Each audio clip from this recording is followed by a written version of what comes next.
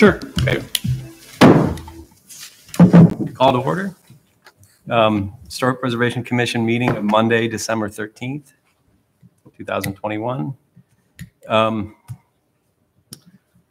First item is approval of the agenda. Everybody had a chance to look at the agenda? Mm-hmm. We have a motion to approve that. Move to approve. Second. All in favor? Aye. Aye. Aye. Okay. Number 3, approval of the minutes from August 9th, 2021. Everybody had a chance to look at that? Yeah, I saw a couple of errors, minor errors. Do you want me to go ahead with Sure. that? Would you prefer we go over those now, or do we just want to submit them? And why don't you go over them? It is just a couple of minor things. The on the CLG grant application, it's Ridgewood, the Chautauqua Park Ridgewood District. And then let's see, and Instead of Park Ridge, is that what it was? it's Ridgewood. Yeah. Chautauqua Park Ridgewood instead of Ridge. Let's see. There was one other thing in when, if I can find it.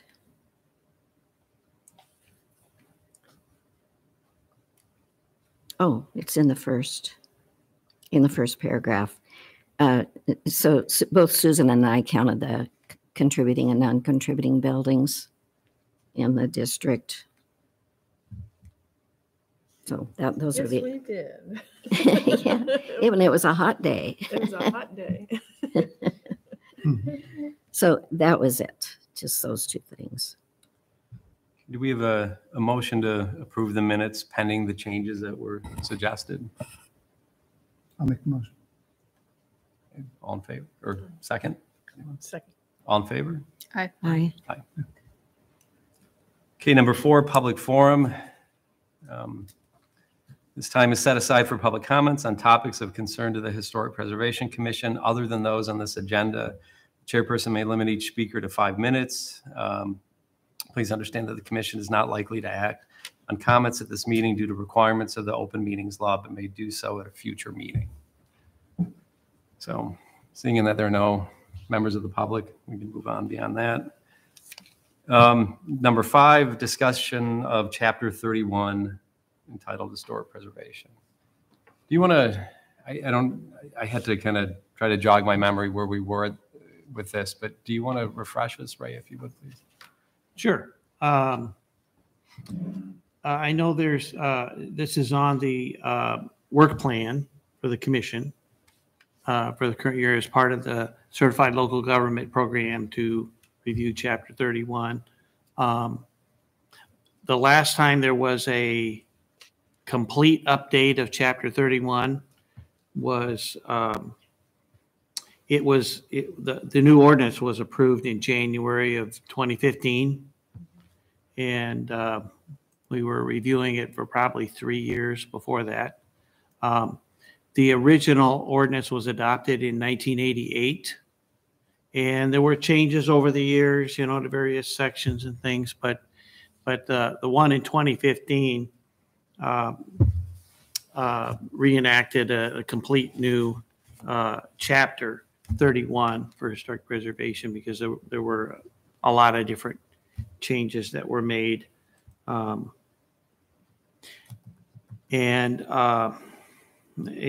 could get into some of those changes, but if you have questions, but what we're really interested in probably is if there's things that the commission has in mind or you've been thinking about or you've seen with applications that have come through that things that are problematic in the ordinance that you think we should make some changes to. And, you know, we can go through all of Chapter 31 and look at each section, but as staff, you know, what we hear about probably the most from the beginning, not just since 2015, but, you know, people will contact us and want to put in new windows, and they have to be wood windows unless it's an addition to the building that they're doing now, or if it's an addition to the original structure that's been done in the past.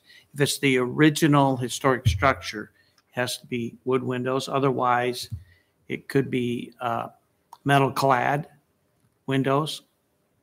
And then for siding, that's the other one we hear a lot about. It requires wood siding on the historic structure for alterations. If it's, again, an addition, or if it's an addition that's been done in the past, it is possible to use cement-based siding. And also, it's possible to use cement-based siding on the garages that are contributing structures. And we didn't have regulations for garages until that new code was adopted in January 2015. And that was based on a survey, an inventory that was done in 2003 by Will Page when he was preparing the National Register nomination for Old Town, for the Old Town Historic District. And he did a survey, and in the survey, he not only surveyed the houses, but he surveyed the garages and classified the garages as contributing or non-contributing. If it's non-contributing, then the regulations in Chapter 31 don't apply. But if it's a contributing garage, just like if it's a contributing house, then they have to meet the design guidelines and design criteria in the code. So we didn't regulate garages until 2015. And even if someone wanted to demolish a garage, they could demolish it. But the way it stands now with the regulation since then, it's regulated just as the houses are, although it's a little easier to get approval to demolish a garage than it is a house. We've never had a case where a house has been demolished in the district since it was first established back in the district was established in 1989. We've had one structure that had a fire and was destroyed, and that was then torn down and then rebuilt, and then the new structure had to meet the design guidelines and design criteria. It had to be an architectural style that existed in the Old Town District. And that's on Duff Avenue. But that's the only time there's been a structure that's been demolished or destroyed and rebuilt. So demolition hasn't been something that we've experienced thus far with the district. But the other things we regulate, are changes to the exterior, alterations, and any kind of new construction, whether it be a porch or an addition to the house. Say they're wanting to add more interior space, expand the kitchen or add a bedroom or whatever it may be.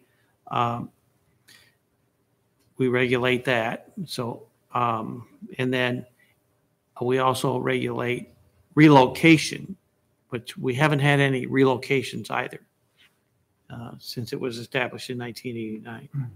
So things have been fairly stable as far as no demolitions, no relocations, just the one house that was unfortunately destroyed by fire.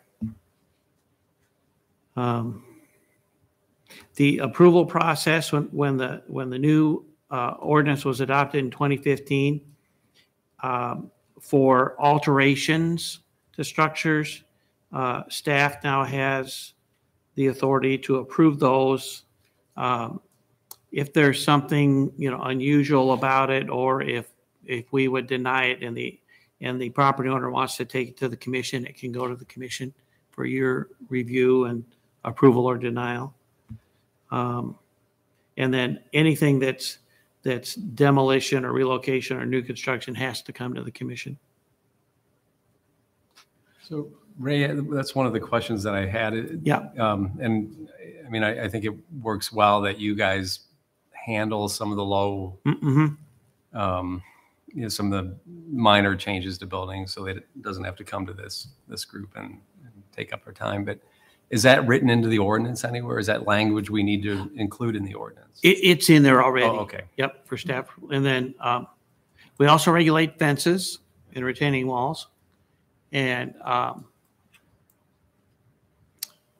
so that's, and also accessory structures other than garages that are larger than 120 square feet. They would have to comply with the ordinance as well. So have we had any pushback on the garage issue from homeowners? Well, we had that one on Douglas, 8th and Douglas, that was approved for demolition, and they're building the new one now. And it was designated as a contributing structure, and it was deteriorating, but there was some justification made by the architect for the property owner, as to how they met the criteria for demolition. Yeah. That then the commission then approved. But, unless someone wants to do something with an existing garage, we don't hear much. Garage doors, they're fairly straightforward. New garages, they have to meet the design guidelines and design criteria, as well as the zoning regulations for setback. But there's been several of those approved. So not a lot of pushback on the garages, but I'm sure as property owners want to do something else for a garage and want to demolish one they have, we'll be seeing more of those in the future, but so far not many. So how do we best go through this? Have you guys had a chance to go through Chapter 31? And I mean, I'll put the question out there again. I mean, is it appropriate to sit here and just go through it? Or do we want to submit our changes, and then I don't know how we discuss it then if we just submit it to you guys, but yeah, however you'd like to approach it. The design guidelines are the main thing that we end up dealing with, because that regulates design and materials on the exterior of the structures, whether it be new construction or alterations. Right. Those are the main. That's the main part of the ordinance that seems to directly impact property owners that want to do something with their property. I guess what I would propose is, I have some high level things I wanted to talk about. I imagine we all have kind of higher level things, and then there are the kind of nitpicky, syntactical and, missing punctuation and stuff like that. Could we just submit those small things to you? Yeah, those. Do we just want to, I don't know, somebody want to start? Any comments you have about this? Anything high level? Any major changes? Anything that jumps out at you that you want to talk about? Yeah, I have one thing that I think is, I'd like to have a discussion. I think it might take a little bit of research and everything, but I'd like to see National Register properties automatically become landmark as well, so that they come under review. I mean, any projects that are on a National Register property, they would come before the commission or staff, whatever. Oh, become local landmarks? Yes, yeah. Is that done other place? Have you been other place where that's been done? Mhm. Yeah. Yeah, Where it's it's listed on the National Register, right. and then so it automatically becomes a local historic landmark? Right, right. It piggybacks Yeah. effectively. Yeah, because it meets all the criteria for the local designation, and the property owner has to approve a National Register nomination. It's the same process it is locally, and if the city is committed to protecting locally designated resources, they should be, it shouldn't be much of a leap to protect ones that are listed in the National Register. So that I think is something that's missing from this Ames ordinance. Was that the case in Pasadena? Well, I did a major revision of the ordinance, and yes, Yeah. they did that, and it went through, so there was no problem with it. We didn't have any. So how does that work? Do they have to go through the review as a local historic landmark and be approved as a local historic landmark before they're listed on the National Register? No, No? they don't. The National Register process is separate from the local designation. Yeah. So because of them going through that rigorous process through the state OHP and the National Park Service, then that should be sufficient for them to qualify as, so they should automatically become landmark, local landmarks and under protection like the local landmark designation is the idea behind that. Are they listed first and then that follows afterwards, or? Once they're listed, then they become a landmark. There's no process. It's just that if something is listed in the National Register, it's under the same protection as a locally designated, either district or individual landmarks. Do you have any examples of other communities where that's been done? It hasn't been done a lot. I know that. Ted may be familiar No, I mean, with. I think there are two ways to do it. I mean, I think you can build into your ordinance the requirement that anything that's National Register listed automatically becomes locally listed, or you can just do it as a matter, kind of in an ad hoc way, and it doesn't have to be part of the ordinance. It can just be a matter of taking all that data that's generated for the National Register and then kind of parlaying it into a local landmark or local district. The obvious kind of elephant in the room is that it then becomes subject to the COA process, those buildings. And so it requires some salesmanship on our part. Yeah. I think it's been a long time, but what we did in the Pasadena ordinance was just say that the design guidelines applied to locally designated landmarks and National Register properties. So, because National Register properties aren't protected here unless there's a federal project. So it's not, it doesn't make any sense that we wouldn't protect what's listed in the National Register.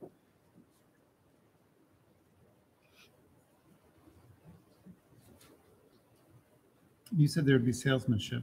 Tell me a little bit about why that was. Well, I think homeowners are, justifiably tentative when it comes to regulations that'll prevent them from doing what they want with their property. The whole kind of selling point to National Register is it's honorific. There are no strings attached unless it's a Section 106 process, unless there's some federal permitting or activity involved. And so you can demolish your National Register property. Nobody's going to tell you not to do that. You can't do that with a local landmark because of us, right? Because of Chapter 31. So the moment we start including anything that's National Register listed in the process of oversight that we're involved with, then you could get pushback. The way you counter that is by pointing out the things that we always talk about, the tax incentives, the things that we heard about from Steve Wilkie Shapiro. So if you're on the National Register, you suddenly have access to these incentives. Yeah. Well, any major change in an ordinance like that too, you'd have a lot of opportunity for public comment. Yeah, I mean, you have to give, it would go to the city council for, you know, you can lay out the advantages and disadvantages in a, that way and make sure that that's available to the public. I mean, we had no problems with passing a pretty radical change in the ordinance, but there was a lot of background work and explaining, and it's a matter of education and, you know, what makes sense.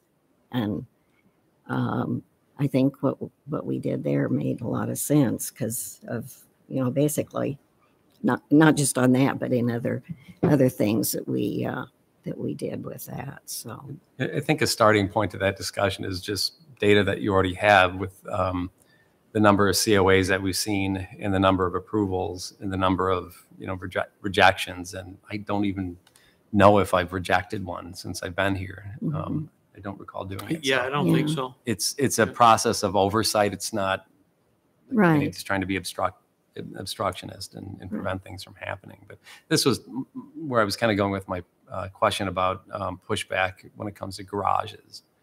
You know, I mean, cars have grown in size, you know, in a way that, you know, early garages don't accommodate them. And I would hate to see that become kind of the, you know, kind of a bone of contention among property owners. And so, I mean, I think that's a great idea if it's something that we could pursue. And is that, I don't know, how do we go about doing that, Ray? Is that just one of the changes that we proposed for Chapter 31, or? Well, as you know, city council would have to approve it, but they'd, I'm sure they'd want to know what are the advantages and disadvantages of doing that. Exactly. To the city and to the property owner. So would that apply to districts too, or just landmarks? Yeah. Districts too? Yes. Yeah. Do you know how many Well, homeowners would be impacted by that at this point? Do we know? I mean, you have 2 districts now. Yeah. So the other, you know, class of property owner that would be impacted that might be a little more problematic is the university. That's what I was going with. Yeah. So that would be something to be aware of too. But yeah.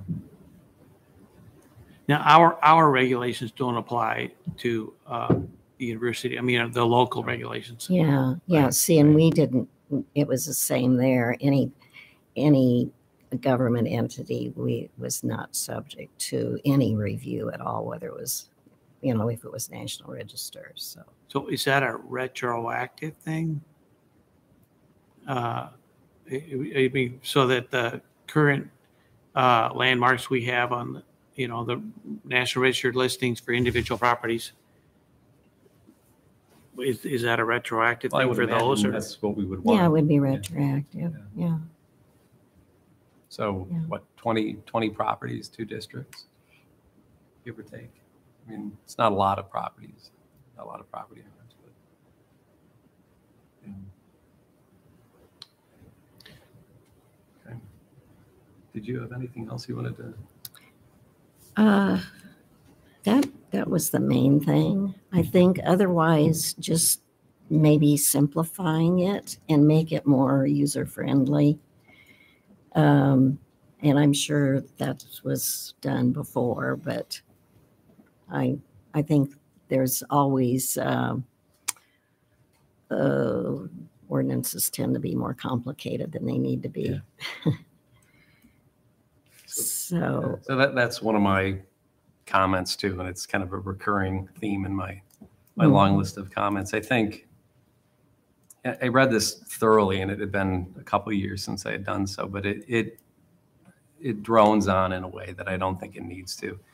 I don't want to call out everything that I called attention to, but I think there's, as you say, an opportunity here to just simplify and make things more consistent. And so I don't know if you want me to go through all this right now, Ray, but if we can, keep with the language established by the National Register. So use structure meant to be used as a bridge or a lighthouse or a, water tower, not as a building, and talk about structures, objects, sites, districts, and buildings. I mean, just make it consistent with the National Register terminology, I think would be good.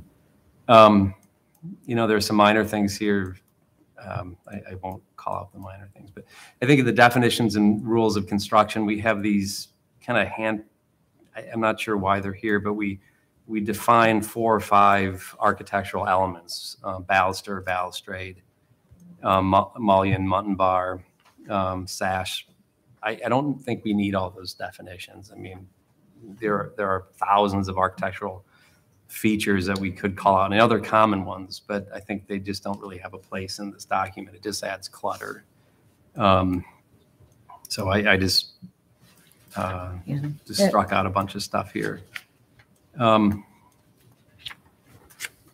This is a little more substantive, but it says chapter in 31.3, item 2, it says at the final sentence, no member who has served 2 full consecutive terms is eligible for reappointment. This is a question that I had before. Does that mean, so you can't be reappointed after those 2 terms ever, or is it just you have to let a term elapse and then you can be reappointed again? I think that needs clarification. That's on page 31 too. Oh, yeah. Mm-hmm. I think we could cut this whole section down by half if, instead of talking about the design guidelines for existing buildings and for new construction within the districts, and I think I've seen this elsewhere. I'm not entirely sure, but if we could just point to other documents where we can deal with those things in greater detail. So, for example, in the let me find it here.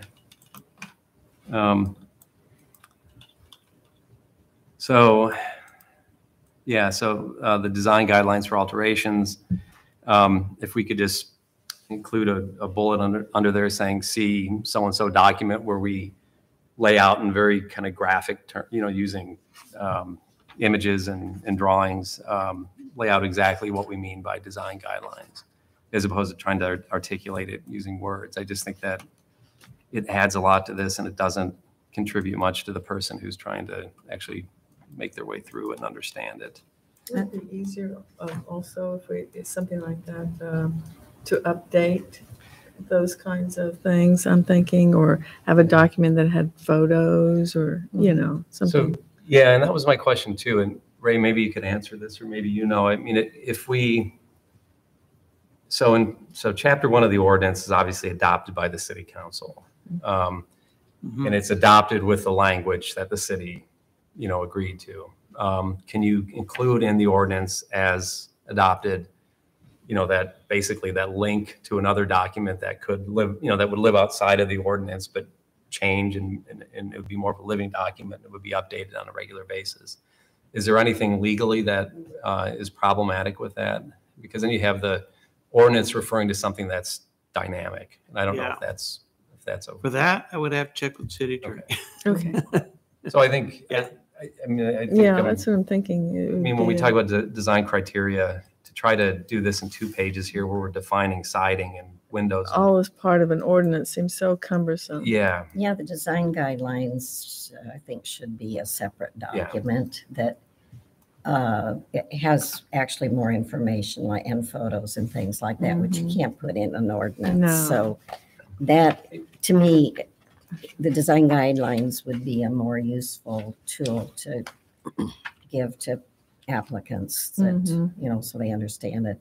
Right. I can't see, I'm not sure why it was included in the ordinance. Do you know, Ray, what? Maybe that reason? was just of the time. Something that was kind of recommended for, or you had other examples of that, or? in other cities. Why, what was included in the ordinance? The design guidelines, because the design guidelines in the ordinance makes it very cumbersome, and you really can't do as much education with it in the ordinance as you can in a separate document where you could have photographs and illustrations. I would say it was included in the ordinance because if it's not law, you know, it's, you know, as it's a zoning regulation. Yeah, And right, to be right. part of to be a law, it has to be part of the municipal code. Uh-huh. So even if you had a separate document, graphic document, it probably still have to be part of the municipal code. Yeah, that's not been my experience. Not been your but experience? Yeah, Yeah. Well, again, I'd have to check with the city attorney to make sure what his answer would be. okay. But yeah, the reason they're in here is so that they have the force of law. Mhm. Yeah. Even though they're called guidelines, you know, they're still requirements. So I Yeah, guess I'm sorry. we just need to know then if the reference in the ordinance is sufficient to make it have teeth in the guideline, that the teeth are in the guidelines, but there needs to be something in the ordinance. There needs to be some assurance that We you know, carry are the same reviewing weight. things according to a separate document of guidelines would be legal.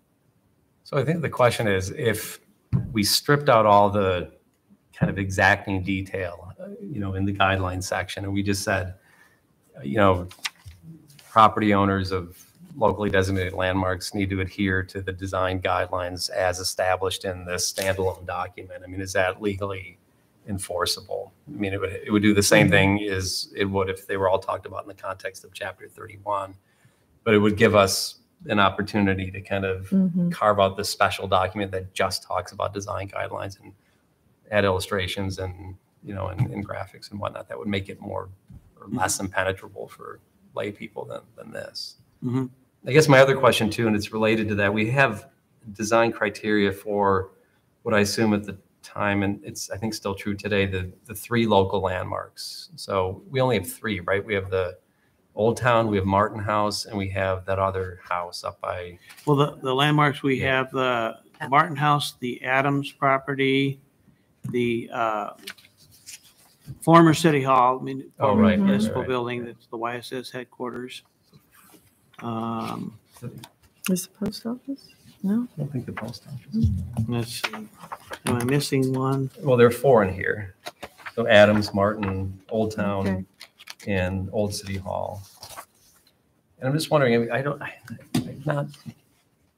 Yeah. I've not seen that before either. Where you. Yeah, it's the same thing. Why is this in the Yeah. ordinance? I don't understand why there are specific guidelines for those properties. Specific buildings. With, Well, and I think the design guidelines should be broadly applicable. yes, I yeah, think exactly. this looks arbitrary and capricious to me. This looks like we're saying the standards apply to Martin House in this way, but they apply to the old municipal building in a different way. I think all this just needs to be removed, and then we just point to, again, the design guidelines that apply to any local landmark within the city, I think is probably the better way to go. I mean, do you have any historical reference of why it was separated like that, or specifically? Well, the design criteria were to be specific to that particular landmark. Yeah. You know, what makes that landmark, you know, what are the features of that landmark that we want to be sure and preserve or maintain. Yeah. Which Yeah, makes where it it says something City Hall, separate or different. that's the former City Hall at Yeah. 5th and Kellogg. And then So- the Adams House and the Martin House. So the Old Town District is not, Yeah. that's listed on the National Register, but it's our only local historic District, district, yeah. So, I mean, I think this is all, you know, it's certainly what we're trying to achieve. I just don't think this is the way to do it or the document to do it. in. I mean, this should be as a part of the, the nomination for these four properties. Right. Yeah. Right. Yeah, I mean, I just really think the simplification of the ordinance is really, I think would be helpful for everybody. So, Was there any other attempt to simplify the ordinance for consumable in a consumable way for the homeowner that would be separate from this, that was explaining it more in layman's terms and everything else besides this ordinance that teaches people? Or We talked about, doing something that shows it graphically, but yeah, it's like a not something handout. that's been done yet. Yeah. I'm just wondering if it is the way the law has to be written specifically, then is there a way to do something separate that would enhance this? So most cities will have a standalone design guideline, Yep. set of guidelines. And we've talked about Dubuque in this group before. Mhm. Dubuque just does it really well. But I haven't gone back to their ordinance to see how they refer to the design guidelines, so I'm not sure about that. But Sure. but it's lavishly illustrated, and it takes 1,000 words and condenses it to a couple images that make sense to people who are not architects. And so I think that's what we have to be shooting for, really. Mhm. And it would cut this document down by half, I would say. I guess another question I had or comment, I'm sorry, I don't mean to monopolize the discussion here, but we, in a couple of sections here, we talk about prescribed architectural styles in the district for new construction and for additions to existing buildings. And, I've been in preservation long enough to know that that's common, but I'm just wondering if we might talk about that. I think, I'm always mindful of that one Secretary of the Interior standard that says, don't create a false sense of history when you're adding to a building. And, but when I read the design guidelines here and they talk about these accepted styles within the district, it seems to be that that's exactly what we're doing. And I'm just wondering if, there are kind of two ways we could handle new construction within the district. We could do it the way we're doing it now, or we could let, zoning kind of trump everything. And so, adhere to, all the planning restrictions that dictate new construction, massing, setbacks, use, and that sort of thing. And that would kind of free up. I know we're not seeing a lot of construction in the district, but it would, free up people to build. You mean as far as like building additions or? Well, I don't know about additions, but maybe additions too, but certainly new construction. And again, I'm perfectly aware of the fact that there isn't a lot of new construction in the district, but if down the road we have new districts, hopefully where there are vacant lots where there could be new construction, I'm wondering if we want to try to be a little more free in how we guide people to what they can build and what they can't build. I'd say yes. Well, yeah, especially if we can proceed with the new one. There's so many different styles, and then I'd have a hard time throwing all that into the ordinance. Yeah. Is it? Mm-hmm. Yeah. I don't know how you guys feel about No, that. that I mean, makes a lot of sense. I think it's again, it's not a problem in Ames so much because we're not seeing a lot of new But construction. it could become, Yeah. usually when that gets started somewhere, it goes really fast. Yeah. I would, to me, it would be to prescribe the style is not, for one thing, it doesn't comply with the Secretary of Interior standards, But which that's is what we're doing we're- here. Mhm. Right. Yeah. Yeah. So that is something that is very conflicting with what historic preservation Yeah. should be doing. So I But- definitely think that needs to be corrected. So the standards are odd because they say one thing and then they say the exact opposite thing. They say that if you're doing new construction in a district, make it compatible in terms of massing, in terms of materials, in terms of use, I think they say as well. But then they say, don't create a false sense of history, which is what you're doing if Right. you follow those instructions. And again, the standards are meant to be guidelines. They're not meant to be adhered to a road. Yeah. And they're designed to be flexible. But I think in that case, they do kind of contradict. Well, it just takes somebody that has some talent. Yeah, We make well, it work, exactly. It takes basically. yeah. And so if somebody did new construction there, they wouldn't follow any of the historic guidelines at all. They would just follow the code. Is that what you're proposing? Well, No. Yeah, no, I think you still need to have Yeah. some you still have to look at compatibility. yeah. I think you don't want some giant thing with big Greek columns, Yeah, for instance, in a predominantly turn of the century neighborhood. yeah, that's what I, So but you can design something very modern, but have it within the scale and, Yeah. you know, So that's handled by planning, though. and That's It is. yeah, if Planning. planning looks at that, then that is, but is it clear in the planning side for that? Are we turning it over and not having a plan on the planning side? yeah. Well, the plan prescribes setbacks and height, and there's a zoning envelope, right, for every parcel within any district within. There is, but most districts don't have design guidelines or any sort of design regulations. And so if you didn't have the requirements for some sort of design regulations, you're probably going to get a house that looks like a house anywhere else in town. Which I don't know if that's what you want for the historic district. If you want one to look like, well, that could be in this, new subdivision that it wasn't designed with any thought toward, an architectural style or, I mean. so zoning's only going to Yeah. look at setbacks and height and square footage, lot coverage. What else? Material. We have things for full area ratio, lot coverage, setback, the percentage of the lot has to be landscaping. But none of that deals with what the building looks like. Right, style of window or whether it has a porch or We- not. Oh, that's up for grabs. That's one of the things that we found with the residential high density zone.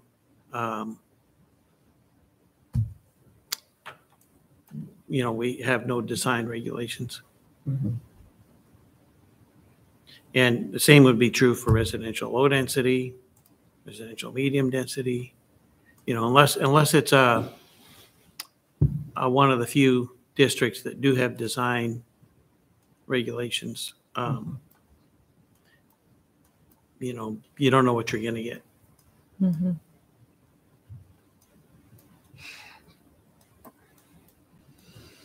You're probably going to get what's being built everywhere else. Yeah. Mhm. You know,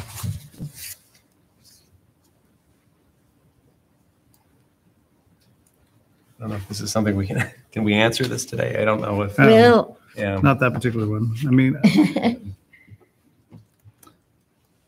It's maybe a non-starter too, because there just isn't a lot of new construction in the district, but yeah, in the historic districts, I don't think you're going to see a lot of new homes. mhm. I mean, in the Old Town Historic District, since 1989, when it was established, we've had one, and it was because there was a fire. Yeah. And Yeah, there are to meet the requirements for demolition, it's a pretty difficult thing to justify. Yeah, there aren't very many. So you're probably not going to vacant get a lot of new lots. structures unless, Ted, like you say, there's vacant lots, but Ames doesn't have very many vacant lots.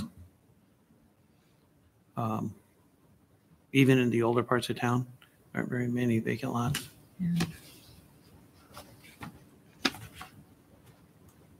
3112, the interior design, Secretary of Interior standards.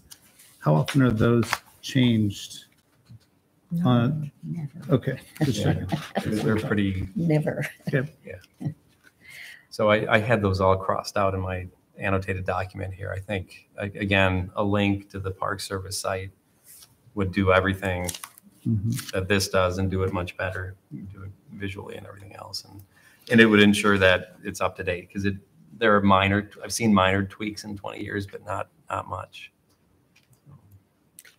Why don't we get some examples of maybe some, or like if Dubuque has a good one, from different places to see if, there may be other things that you may want to I think it's a look really at that we haven't good thought idea. about. Yeah. And then you could provide it to legal.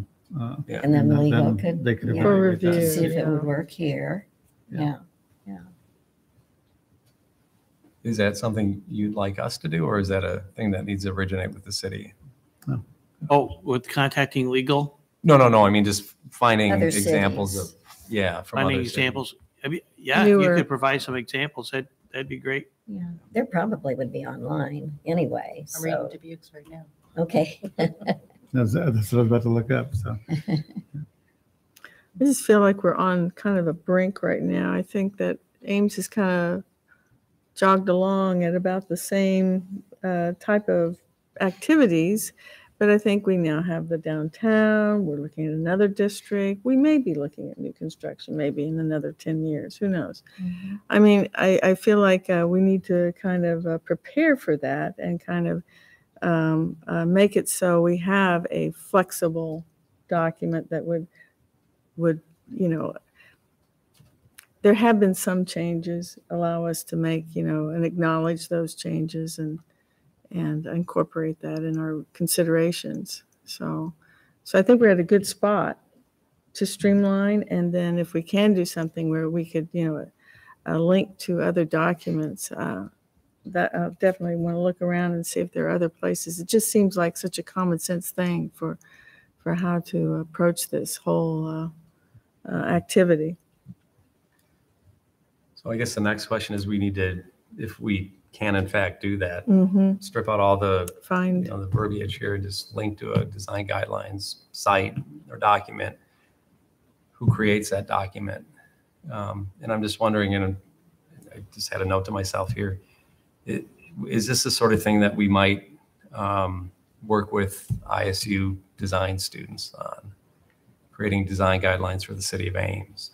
Is that, For the graphics, no, I mean, just develop from the ground up design guidelines. from design Yeah. guidelines. I mean, we have in the college, I confess openly that you guys know where I'm speaking from as a member of that college, but we have within the College of Design architects, we have, planners, we have designers that could put together that document. And I was thinking that would be a really valuable teaching tool for them to actually develop something that the city could use.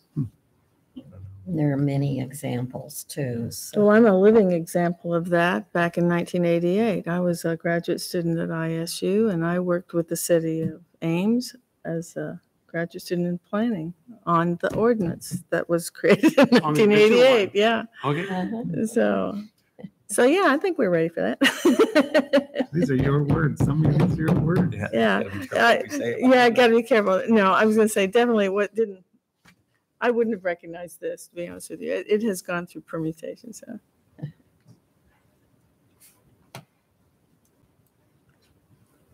But it's extra legs and extra eyes that can help us find examples and things like that. Yeah, and I like the idea of bringing in younger eyes. Mm-hmm. on this. Mm-hmm. So Ray, when is this? I mean, are we on a cycle here with this? Are any changes to this due at in any time in the near future? Or are we is it something that we revisit on an annual basis? And what's our timelines with respect to change? There's no set time period for Chapter 31 that after 10 years we need to completely update the whole code and we adopt a whole new Chapter 31 like there is for, let's say, the comprehensive plan or some other long-range document. But I mean, it's always good to review the regulations, and if there's things that are problematic or things that we'd like to see changed, That can happen at any time. But there's no schedule to update it every so many years. So could I suggest that if this is allowable, could we make any comments that we feel are relevant and send them to you and Eloise, and maybe could you compile them and then we could discuss them at the next meeting? Would that be Sure. useful? Is that, Mhm. would Yeah. you guys be agreeable to that? Mhm. That'd be fine. Okay. Does anybody have anything else with respect to this? I have a number of comments, Oh, but no. yeah, just real high level. Yes. I think as like a homeowner going through the process of trying to do a remodel, I found that the standards in the ordinance were a really important guideline for me. Basically, it was a checklist against which we were going to be evaluated, and someone else was going to say yes or no. So listening, I hear there's probably a lot of value in condensing the styles, the education into a graphical format, maybe something that someone else has already done. But I'm also looking at it is we have to be really careful of what is the legal standard. I want to be careful that there isn't a separate document that has a bunch of guidance and I want to say pie in the sky, but very detailed, idealistic style guidelines that is all part of that historical era. But in the reality, we're not going to say yes or no to someone unless they hit maybe 3 or 4 of those. So maybe there's some balance there of what actually is has the force of law. Yeah. So. And so you used it as like a checklist. You just I absolutely did. Yeah. And actually, some of the definitions up front, I get the point about a little bit of the tediousness running through, but coming in this, I didn't know what a baluster or a balustrade was. This was actually really educational to me. So maybe as a layperson, maybe not striking out this information, but if this goes into a separate document, that could be very useful, but not deleting it wholesale. Right. Yeah, we wouldn't want to throw that information Yeah. away. We'd want it to hopefully make it even more Have something with available to pictures. people. Yeah. Something with pictures would be great. Yeah. I guess the thing that I found perplexing is there are 5 or 6 architectural terms in here, but there are literally thousands of architectural terms. And why those 5? I imagine they're just kind of common ones that, that we're confronted with when we look through COAs. But again, if you look at the city of Dubuque, they have all this stuff, and it doesn't just define what a baluster is; it shows you a picture. That's great. And I think we don't lose that information; we just convey it differently and more effectively. Yeah. As long as we maintain clarity on what is actually legally required, I think that's a fantastic idea. I also had a couple comments on design guidelines. These are just some things that have come up to my mind, maybe a little bit updating, maybe on roofing materials, for example, metal roofs, solar panel roofs, those sort of things, maybe put out there for discussion on what could be appropriate. And then some old and modern safety codes when there's a contest between those, maybe railing height, stairs, for example, maybe what came from our meeting downtown, entrances in general, there could be a disconnect there. There's a passage in here about how, nothing shall stand in the way of constructing something safely. But I feel like maybe there could be a little more clarity there of What that means. Yeah. And in a contest, which one weighs out and which one wins. So if you can do both safely or, so just a couple of hit list items. I also had some ideas on maybe clarifying the requirements for certificate of appropriateness for accessory structures. I think it's pretty clear what the guidelines or the requirements are on a larger size structure. I wasn't entirely clear on what the smaller structures might fall into, those under 120 square feet. Let's take the chicken coop example.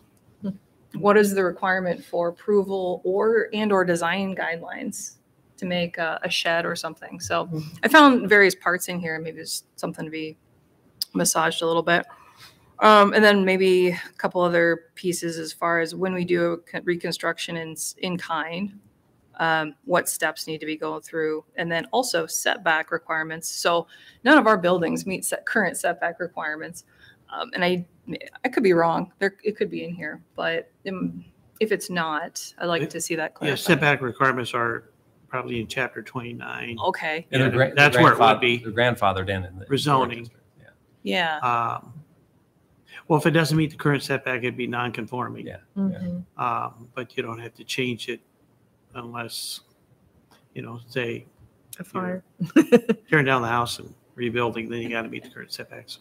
Yeah, if someone wanted to build like an accessory structure, for example, though, would they have to comply with the current setback requirements? Or could they be just able to meet the existing, which might be just 1 foot back, for example?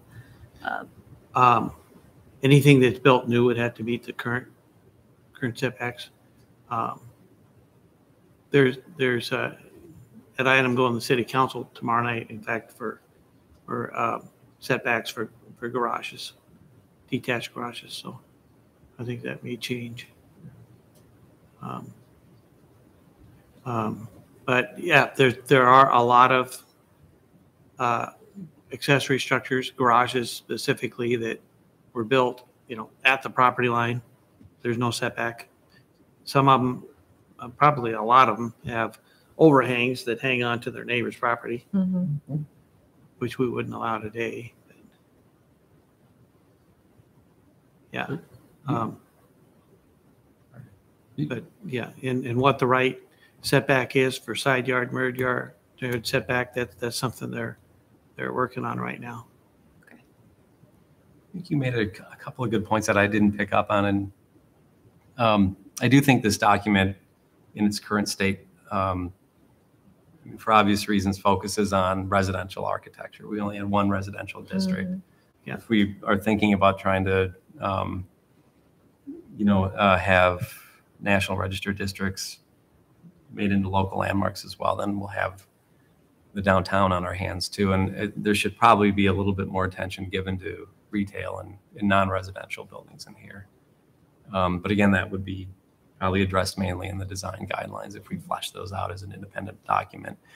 You mentioned solar panels. That's been a lightning rod in other cities, in historic districts, because you have preservationists kind of butting heads with, green energy conservationists, I guess, and which one trumps which. And so I do think that's a discussion we need to have. Just personally, I think probably conservation is more important. They're not attractive, but I would rather have energy efficient old buildings, which are inherently energy efficient to begin with unsightly solar panels, than have them elsewhere in the city. Also, we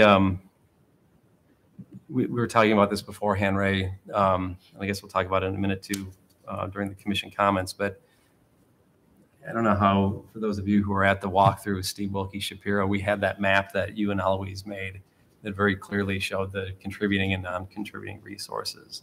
The implication being, if you're in a grade contribute, if you're the owner of a grade contributing building, there's a path, a financial subsidy path available to you that other people don't have. And I'm thinking, we need to get that.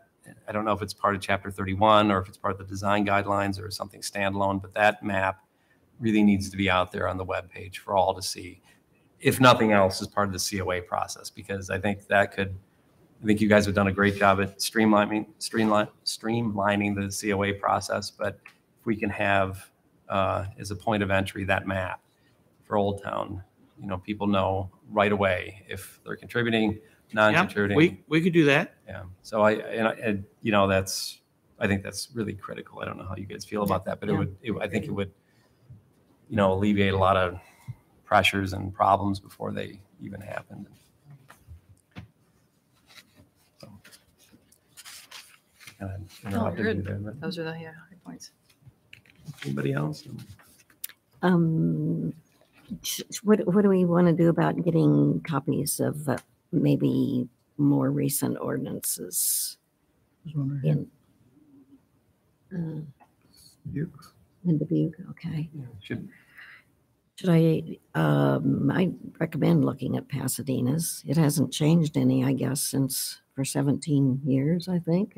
So I guess it's working well. So should we just send those to you? Yeah, you can send them to me, and then I'll make sure everybody on the commission gets those. okay. Is there another place that Susan, do you know of any? I'd have to look. Yeah. I don't know off the top of my head. See, in Iowa City would be a logical one too, another college Yeah, I would town. look at that. Yeah. I mean, I certainly think we should look at Pasadena, Dubuque, maybe Manhattan, Kansas. I was thinking that too. Yeah. Yeah. Yeah. You know, I think it would be wise to look at college towns that have districts or historic preservation ordinances.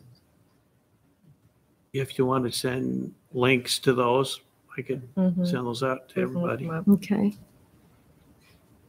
Madison. Yeah.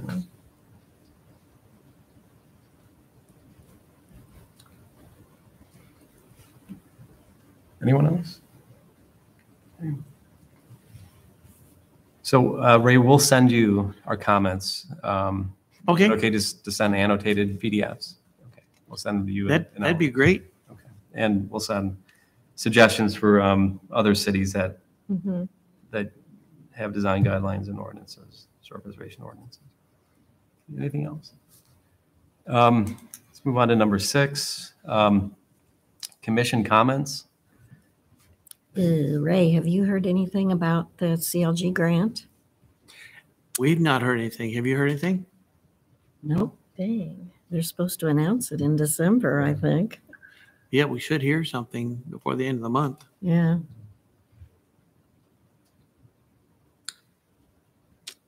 So I guess I wanted to, if I may, and I promise I won't drone on too long, but I just wanted to talk for a minute about the walkthrough of the Oddfellows Temple. And I don't really remember, it seems like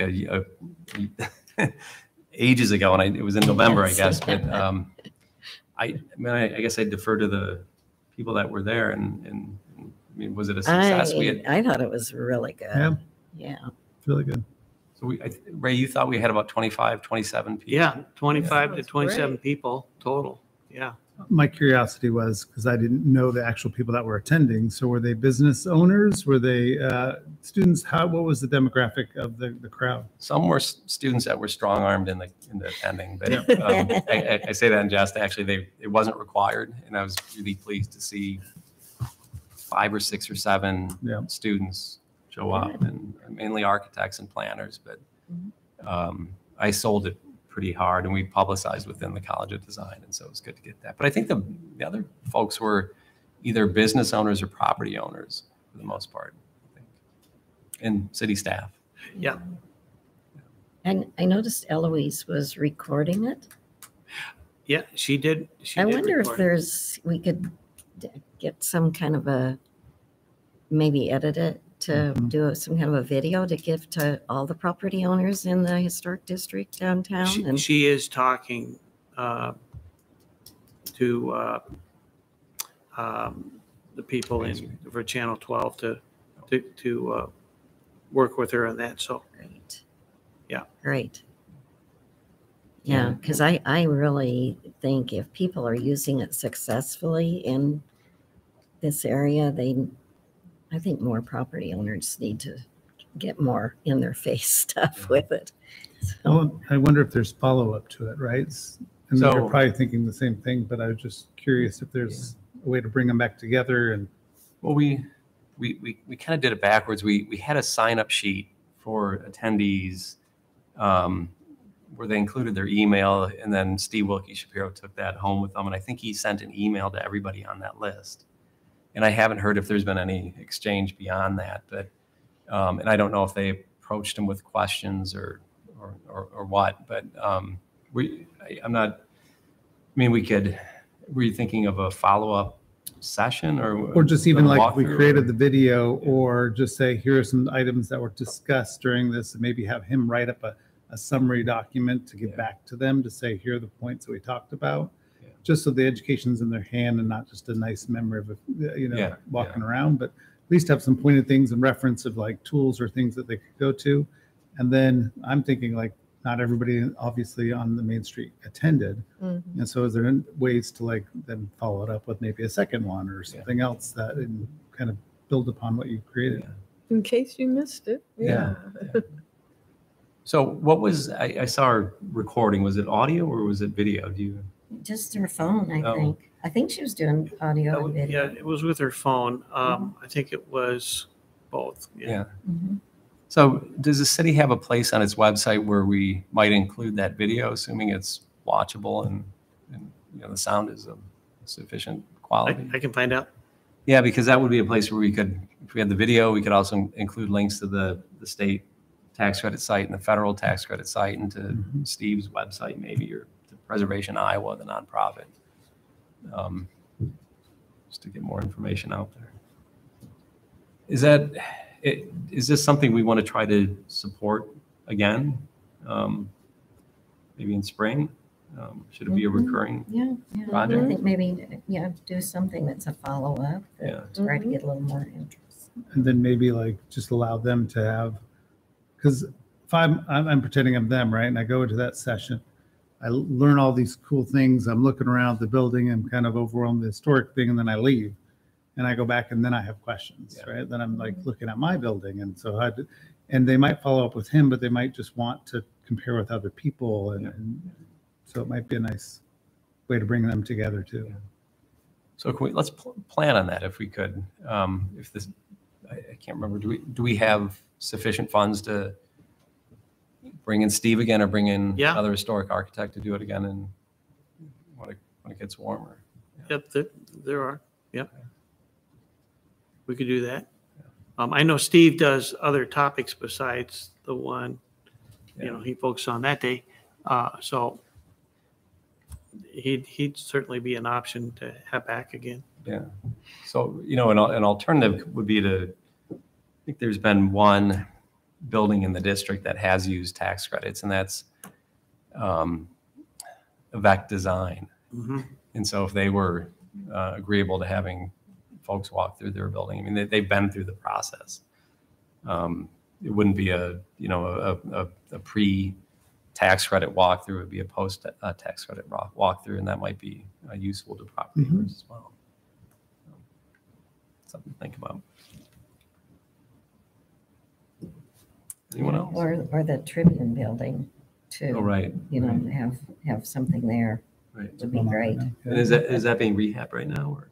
Do you know? We had talked about this before, but I don't remember what They the. were talking about making it into some kind of what do I want to say, like a venue for, I don't know, events. I know that recently, I think I saw that they had something come through the city council for some kind of parking requirement, trying to waive something there. But I haven't talked to Chris in a while, so I don't really know how far they've progressed. But A possibility. Okay. I guess number 7, staff comments, right? Waiting to hear about the grant. Yeah. We should hear before the end of the month if we were awarded the grant. So I think they'll let the city know. I'm not. I think so. Yeah.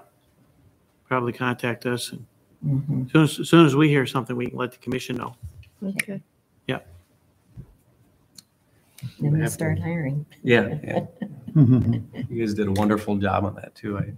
We said that before, but I'll say it again. Yeah. Read really well. Yeah, anybody else that wants to help if we get the grant with the match, we'll coordinate, because we do have to put in quite a few hours to match the grants. So. Do I get to walk in the heat and look at? Yes, you could. Heat or cold. There's nothing in between. That's all I have. I guess that's it, unless there's anything else we need to talk about. Is there a motion to adjourn? I move we adjourn. Second. Second. All in favor? Aye. Aye. Aye. Okay, meeting adjourned.